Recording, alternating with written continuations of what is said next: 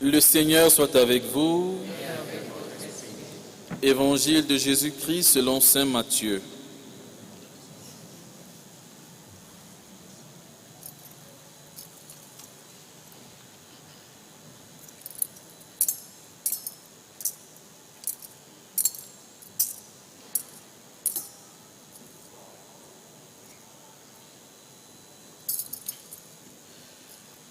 Quand Jésus vit toute la foule qui le suivait, il gravit la montagne, il s'assit et ses disciples s'approchèrent. Alors, ouvrant la bouche, il se mit à les instruire. Il disait : « Heureux les pauvres de cœur, le royaume des cieux est à eux. Heureux les doux, ils obtiendront la terre promise. Heureux ceux qui pleurent, ils seront consolés. Heureux ceux qui ont faim et soif de la justice, ils seront rassasiés. Heureux les miséricordieux, ils obtiendront miséricorde. Heureux les cœurs purs, ils verront Dieu. Heureux les artisans de paix, ils seront appelés fils de Dieu. Heureux ceux qui sont persécutés pour la justice, le royaume des cieux est à eux. Heureux serez-vous si l'on vous insulte, si l'on vous persécute, et si l'on dit faussement toutes sortes de mal contre vous à cause de moi. Réjouissez-vous, soyez dans l'allégresse, car votre récompense sera grande dans les cieux.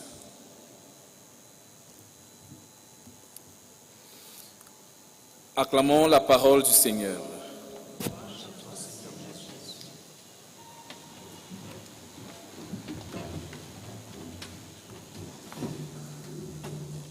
Bien, chers frères et sœurs, bonsoir. Bon dimanche à tout le monde. Aujourd'hui, nous célébrons la solennité de la Toussaint. Dans le calendrier liturgique romain, cette fête se célèbre le 1er novembre de chaque année. Mais pour des raisons pastorales, pour lui donner encore une coloration plus solennelle, elle a été repoussée en ce jour 2 novembre, qui est également dans le calendrier, le jour où nous célébrons la commémoration de nos fidèles défunts, mais que nous allons célébrer demain. Et donc aujourd'hui, comme je l'ai dit, nous célébrons la solennité de tous les saints. Bonne fête patronale à chacun de nous. Et donc, la parole de Dieu qui nous est présentée en ce jour nous montre déjà notre espérance.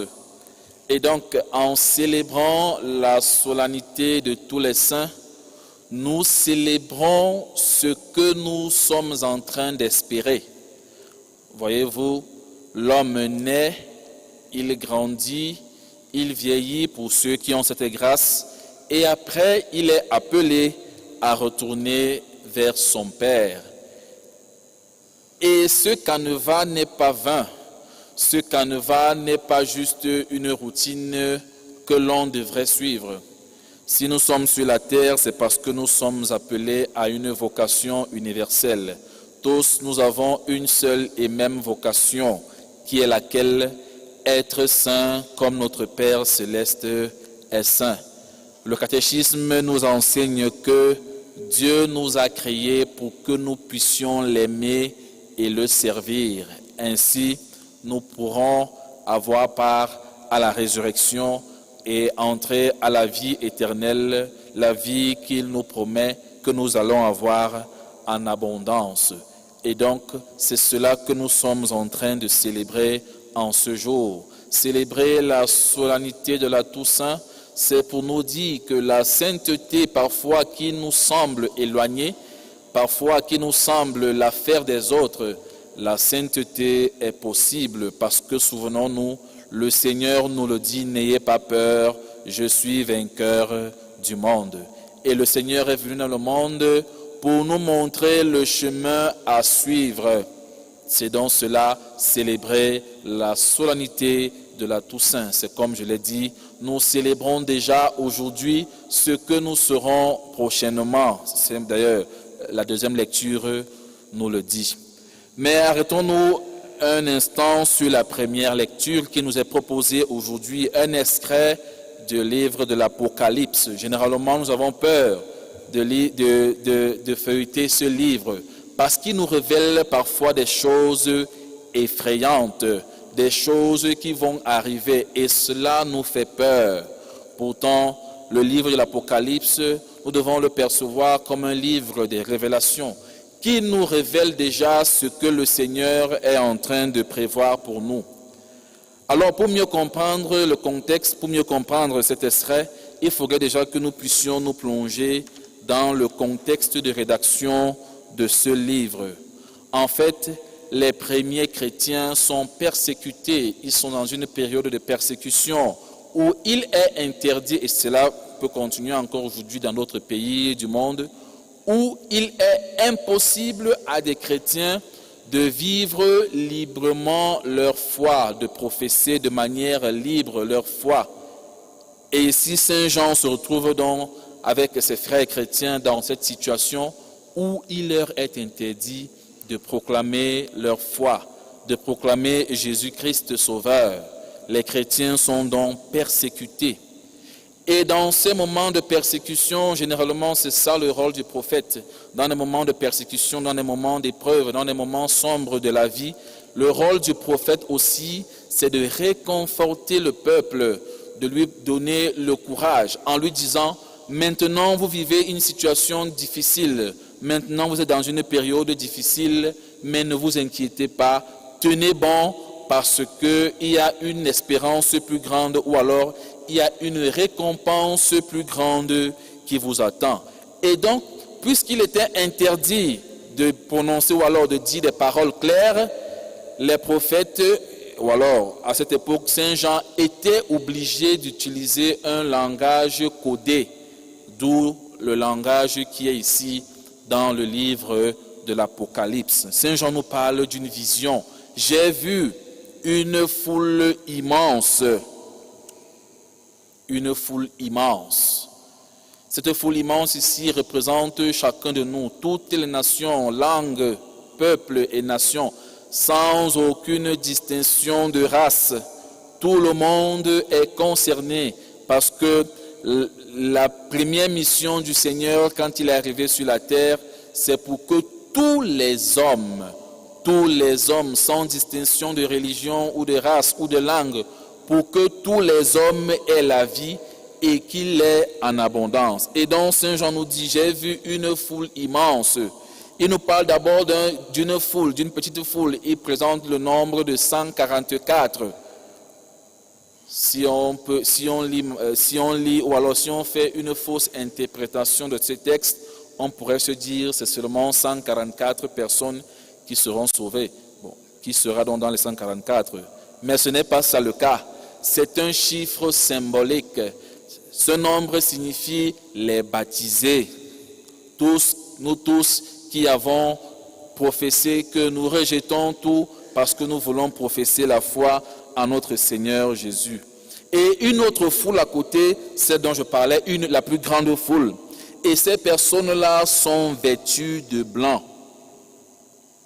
Ils ont lavé leurs robes. Ils ont lavé leurs robes.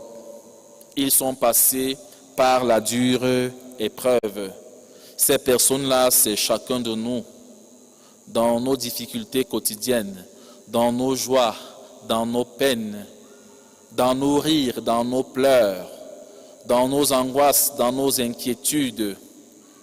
Mais lorsque dans toutes ces situations-là, nous reconnaissons que le Seigneur peut tout et qu'il peut nous aider, lorsque nous ne sombrons pas dans la dépression, lorsque nous n'abandonnons pas, lorsque nous évitons de nous dire « j'ai essayé mais cela me dépasse, alors je laisse tomber ».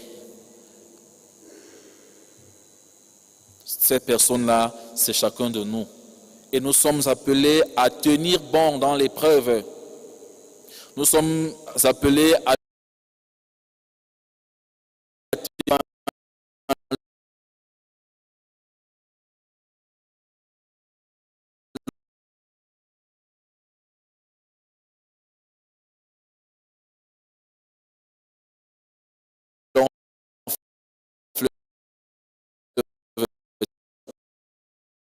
tranquille. Parfois, on pourrait se sans péché. Les hommes vivant sur la terre, étant en pèlerinage sur la terre, nous connaissons la fragilité. La parole de Dieu nous dit que le juste pêche 7 fois par jour. Donc celui qui est considéré comme juste, il pêche au moins 7 fois par jour. C'est dire que la sainteté n'est pas une histoire de perfection. Aucun homme n'est parfait. C'est Dieu qui nous donne la perfection. Il est venu sur la terre pour prendre notre humanité et pour nous donner sa divinité. La sainteté n'est que le résultat d'un long processus, un processus où nous avons marché avec le Seigneur. Nous sommes tombés et nous nous sommes relevés avec lui, les yeux fixés sur lui. Nous marchons en sachant qu'il n'y a que lui qui peut nous donner la force de pouvoir vaincre tout ce que nous pouvons endurer comme situation. C'est cela la sainteté. Tous ceux aujourd'hui pour qui nous offrons le sacrifice, ou alors tous ceux qui nous sont présentés aujourd'hui comme des modèles, ce n'étaient pas des personnes extraordinaires. Ces personnes-là ont connu aussi la fragilité. Elles ont connu aussi les moments d'épreuve, les moments de doute. Mais nous les présentons comme des modèles, ou alors l'Église nous les présente comme des modèles parce que malgré tout cela, elles ont tenu bon, ces personnes-là, et elles ont été fidèles dans leur vie chrétienne. Mais aujourd'hui, les saints ne sont pas seulement ceux que nous connaissons, ceux qui sont présentés dans le calendrier liturgique, ceux qui nous sont présentés dans le calendrier, ceux qui ont été canonisés. Les saints aussi, ce sont des personnes de nos villages, nos villes et ainsi de suite. Cette grande foule qu'on ne peut dénombrer, ces personnes-là qui ont vécu dans l'anonymat, mais qui se sont efforcées de vivre selon ce que le Seigneur Jésus lui-même nous présente dans l'Évangile.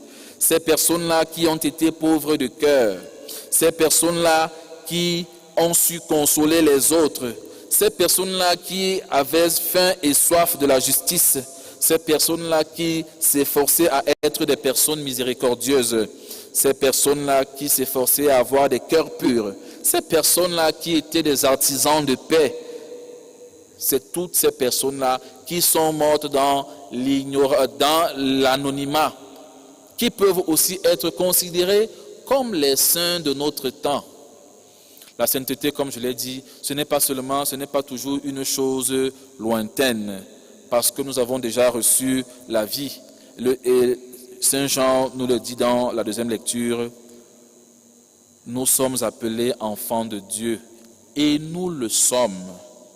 Mais seulement ce que nous serons ne paraît pas encore clairement, parce qu'il nous faut encore passer par la grande épreuve.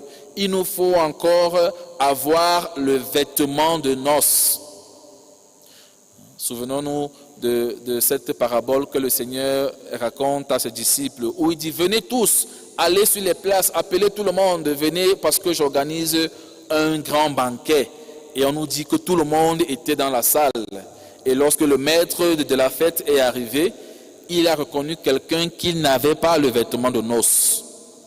Il lui a dit, mon ami, comment as-tu fait pour entrer ici? Le vêtement de noces, comment est-ce que nous pouvons l'avoir? C'est en nous efforçant de vivre les commandements. C'est cela le vêtement de noces. C'est cela notre ticket pour avoir part au banquet céleste qui nous est promis. vivre notre vie de manière ordinaire, vivre notre vie ordinaire, mais de manière extraordinaire, dans la simplicité des choses, en nous faisant tout proche de nos frères, notre voisin, nos camarades, nos collègues, et ainsi de suite. Savoir partager la joie des autres, savoir se réjouir quand les autres sont en fête, et savoir également pleurer avec eux lorsqu'ils sont dans l'épreuve. Savoir consoler ceux qui sont affligés, et savoir aussi se réjouir quand les uns et les autres sont dans la joie. Éviter d'être en peine quand les autres sont dans la joie. Se réjouir de la joie des autres, c'est aussi appeler sur nous le bonheur. Quand quelqu'un est dans le bonheur, être également en joie avec lui, c'est aussi une manière d'appeler sur nous le bonheur. C'est toutes ces petites choses qui font en sorte que nous puissions parvenir, ou alors que nous puissions être parmi ceux qui font partir de la grande foule que nous présente Saint Jean en ce dimanche. Bien-aimés de Dieu, en continuant de célébrer la solennité de la Toussaint, disons-nous que nous sommes encore en pèlerinage sur la terre et que nous avons encore la possibilité de mieux nous ajuster. Le Seigneur nous dit, efforcez-vous de passer par la porte étroite. Le royaume de Dieu, pour y parvenir, il faut passer par la porte étroite. La porte est étroite parce qu'elle nous permet de mieux nous canaliser. Elle nous permet de mieux nous ajuster. Parce que parfois nous sommes pleins de beaucoup de choses qui sont inutiles. Parfois nous sommes chargés de beaucoup de choses qui ne nous aident pas. Et le Seigneur veut que nous puissions nous ajuster à sa parole, nous ajuster à ses commandements, nous ajuster à ses préceptes. Et comme je le disais, nous qui sommes encore en pèlerinage sur la terre, nous disons que nous avons chaque jour la possibilité de nous ajuster. Nous avons la possibilité de faire davantage. Nous avons la possibilité de mieux faire. Ce soir, en allant nous coucher, nous allons nous dire, Seigneur, merci pour cette journée. Merci pour aujourd'hui. Tout n'a pas été comme je l'aurais souhaité. Je n'ai pas toujours été digne d'être appelé ton enfant. Pardon pour cela. Donne-moi la grâce, si telle est ta volonté, que demain, je puisse encore faire davantage. Que demain, je puisse m'ajuster. Que demain, je puisse me corriger. En vivant sur la terre, ayons toujours à cœur que la sainteté est quelque chose qui nous est donné et que nous devons accepter, en acceptant aussi de mettre Jésus au centre de nos vies, au centre de tout ce que nous faisons, parce que c'est lui le seul saint. Tout à l'heure, nous l'avons chanté dans le Gloria. Tu es le seul saint. Et nous le disons, et nous allons encore le dire tout à l'heure dans le Sanctus. C'est lui le seul saint. Et parce que lui, le Fils unique, il veut nous ajuster à sa filiation, parce que lui, Jésus, nous appelle ses frères, c'est par Jésus que nous aussi nous parvenons à la sainteté. Et donc, pour que nous puissions avoir la vie éternelle, comme je le disais, c'est de le mettre au centre de notre vie, le prendre comme Seigneur et Sauveur de notre vie. Prions donc pour nous-mêmes, afin que tous nos saints patrons, tous ceux qui ont déjà cette possibilité de contempler le visage de Dieu, ceux qui ont déjà cette possibilité, comme nous l'a dit la parole de Dieu de ce jour, de voir le Seigneur tel qu'il est, qu'il puisse intercéder pour nous, afin que nous qui sommes encore à pèlerinage sur la terre, que nous aussi, un jour, nous puissions parvenir à la béatitude céleste comme eux, ils le sont maintenant. Amen.